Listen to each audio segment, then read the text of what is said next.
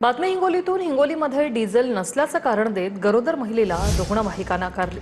रुग्णालयात पोहोचण्यास उशीर झाल्याने बाळ पोटातच दगावलं। महिलेच्या नातेवाईकांनी संतप्त प्रतिक्रिया दिली।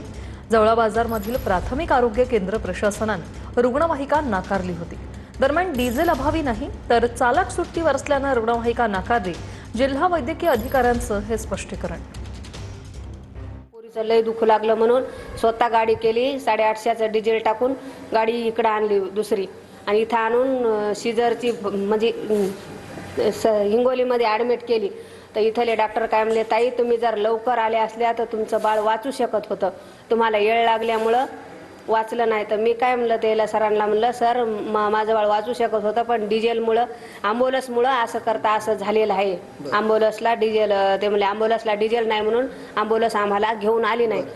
रुग्णवाहिकेत डिझेलचा साठा होता त्या, परंतु ड्रायव्हर नसल्या तिथं ड्रायव्हर हा काहीतरी वैयक्तिक कारणामुळे सुट्टीवर असल्याचे मला कळाले।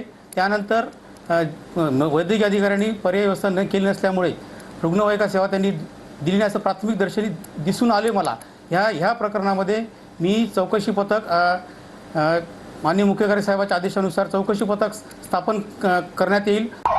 तुमचा हा जो नियोजनाचा अभाव आज संपूर्ण महाराष्ट्र बघत आहे, नक्कीच तुम्ही ह्या हत्येसाठी सरकार जबाबदार आहे असं म्हणावं लागेल। कारण जिथे तुम्ही मोठ्या घोषणा करता आहात, मोठ्या मीडिया समोर येऊन सांगतात की कुठेही इंधन तुटवडा नाही, अशा वेळेस हिंगोली जिल्ह्यामध्ये जी घटना घडलेली आहे, फक्त रुग्णवाहिकेला तिथे इंधन नाही मिळालं म्हणून आज एका मातेला तिचं बाळ गमवावं लागलेलं आहे। याच्यासाठी सरकार सर्वस्वी जबाबदार आहे आणि सरकारने या बाबतीमध्ये जे दोषी आहेत त्यांच्यावरती कारवाई करणार आहेत का सरकार, आणि तुम्ही तुमच्या अपयशाची जबाबदारी स्वतः घेणार आहात का? असा प्रकार झाला असेल तर त्याची चौकशी करू।